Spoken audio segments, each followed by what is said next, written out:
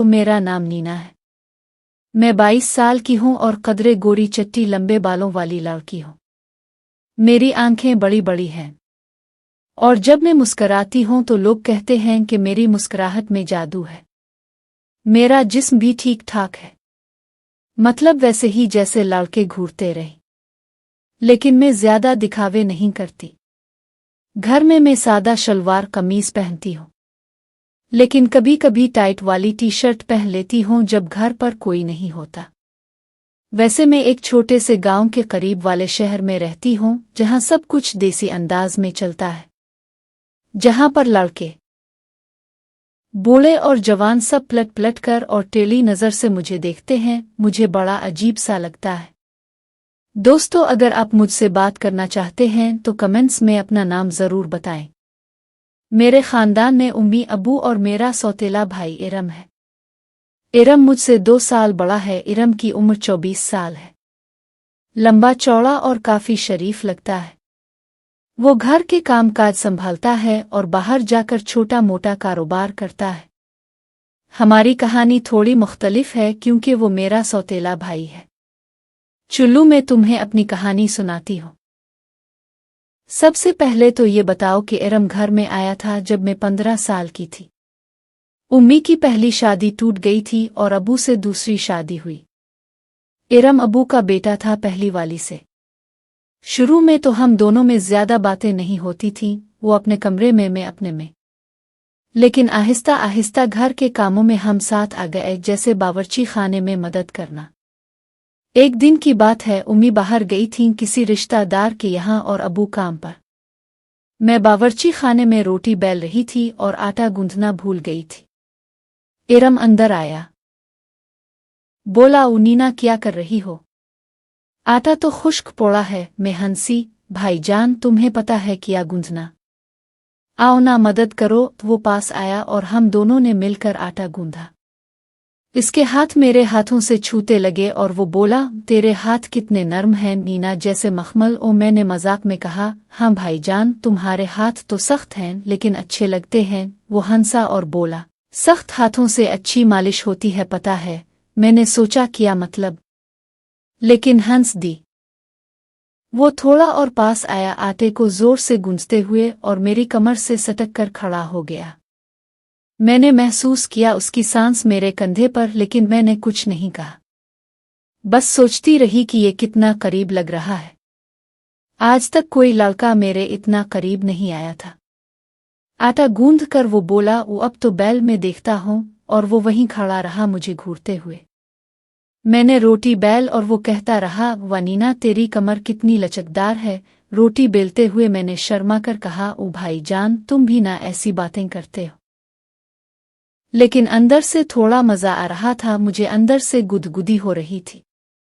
इस दिन के बाद हमारी बातें थोड़ी बदल गईं। शाम को छत पर जाते तारे देखते।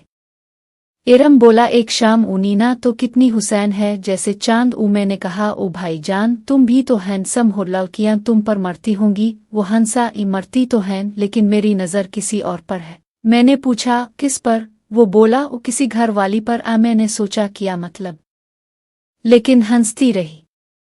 हम छत पर लेटे रहते और वो मेरे बालों में उंगलियां फेरता।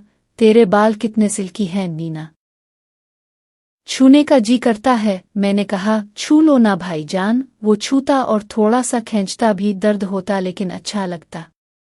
हम बातें करते रहते जैसे घर के झगड़े या पड़ोस की बातें। एक बार पड़ोस वाली आंटी की बेटी की शादी की बात चली। इरम बोला, उस शादी में दूल्हा दुल्हन की वो रात होती है ना नीना, तुझे पता है क्या होती है? मैं शर्मा गई, भाईजान ऐसी बातें। और लेकिन वो बोला, अरे बताता हूँ, वो रात होती है जब 2 लोग करीब आते हैं, एक दूसरे को छूते हैं। मैंने कहा, ये पता है, लेकिन तुम क्यों बता रहे हो? वो बोला, बस यूं ही तुझे तैयार कर रहा हूँ। मैंने सोचा तैयार किस लिए, लेकिन बात वहीं खत्म हो गई। आहिस्ता आहिस्ता हमारा मामूल बन गया। सुबह उठकर साथ चाय पीते। इरम मुझे जगाता मेरे कमरे में आकर, नीना उठ जा, सूरज निकल आया। और कभी कभी मेरी कमर पर हाथ रखकर हिलाता। मैं नींद में कहती ऊ भाईजान थोड़ा और सोने दो, और वो बोला ऊ नहीं उठ वरना मैं तुझे गोद में उठा लूंगा। मैं हंसती ऊ उठा लो ना, लेकिन वो नहीं उठाता, बस हंसता। फिर हम बावर्ची खाने में जाते चाय बनाते। वो दूध उबालता, में चाय पत्ती डालती। एक बार दूध उबल कर गिर गया और मेरी टी शर्ट पर लग गया। दूध गर्म था, मैं चलाई। इरम दौड़ा, अरे नीना जल गई, और मेरी टी शर्ट ऊपर करके देखा, कहाँ जले। मैं शर्मा गई, भाईजान मत देखो, और लेकिन वो बोला ऊ देखना पड़ेगा वरना इन्फेक्शन हो जाएगा। इसने ठंडा पानी डाला और थोड़ा रगड़ा इसका हाथ मेरी जिल्द पर। मैं सोचती रही कि क्या हो रहा है, लेकिन दर्द कम हो गया। बाद में वो बोला, तेरी जिल्द कितनी नरम है नीना, जैसे दूध। मैंने कहा, तुम भी ना भाईजान। एक दिन हम घर की सफाई कर रहे थे, अलमारी साफ करनी थी ऊपर वाली। मैं स्टूल पर चढ़ी लेकिन तवाजुन नहीं बना। इरम ने नीचे से पकड़ा, नीना गिर मत जाना, मैं पकड़ता हूँ। इसके हाथ मेरी रानों पर थे। मैंने कहा, ऊ भाईजान नीचे से पकड़ो, और वो बोला ऊ नीचे से पकड़ो तो गिर जाएगी, ऊपर से ही ठीक है। मैं सफाई करती रही और वो पकड़े रहा।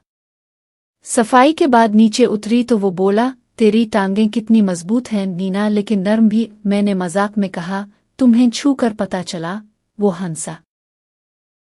हाँ, और छूने का जी और करता है, मैंने सोचा किया। लेकिन बात बदल दी। ऐसे ही दिन गुजरते गए। हम टीवी देखते, साथ कोई फिल्म लगी जिसमें भाई बहन की कहानी थी। इरम बोला, ऊ देख नीना, भाई बहन कितने करीब होते हैं। मैंने कहा, हाँ लेकिन हद होती है। वो बोला, हद किया?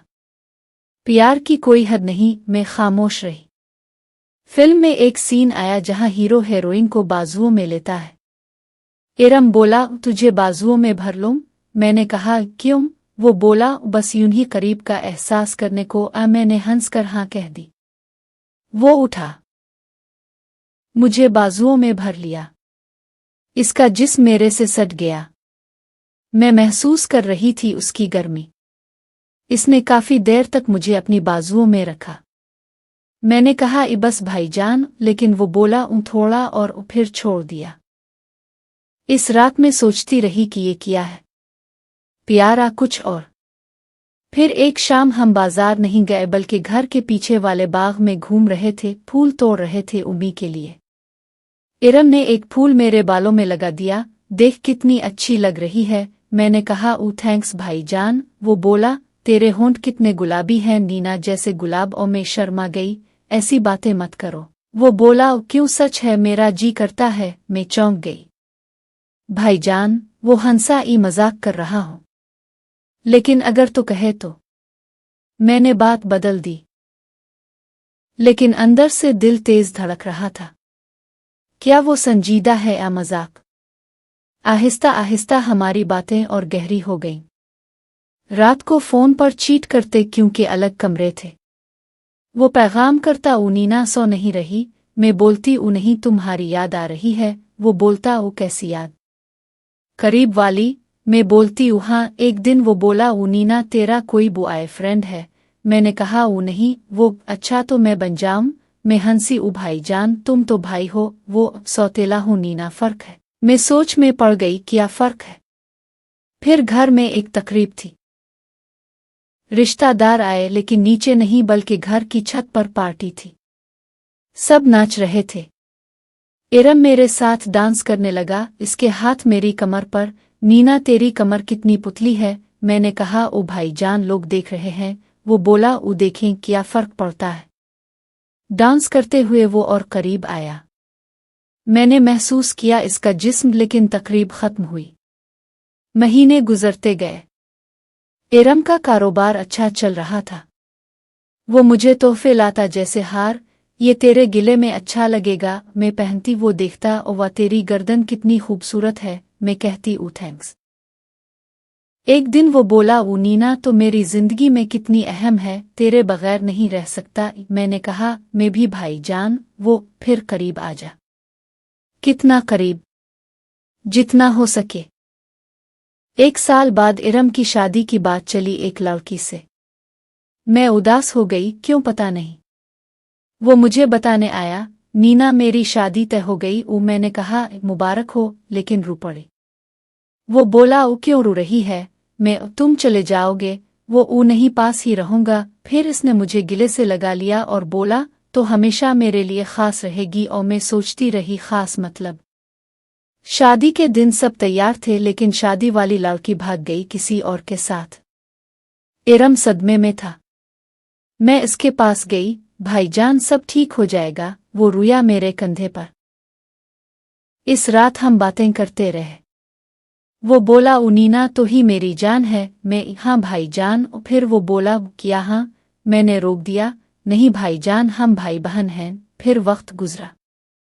इरम ने अपना कारोबार बड़ा किया, मैंने पढ़ाई मुकम्मल की, नौकरी लगी। हम साथ रहते, वो मेरी मदद करता, मैं इसकी।